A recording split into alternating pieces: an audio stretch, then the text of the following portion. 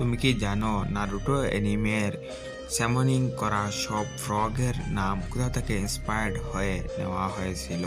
তো আজ আমরা এই আনকমন ফ্যাক্টসগুলো জানবো। তো দেরি না করে সরাসরি মূল ভিডিও শুরু করা যাক। জাপানের বিখ্যাত অভিনেতা বুন্তা সাকাওয়ারা থেকে ইন্সপায়ার্ড হয়ে গামা বুদ্ধার নাম রাখা হয়েছিল।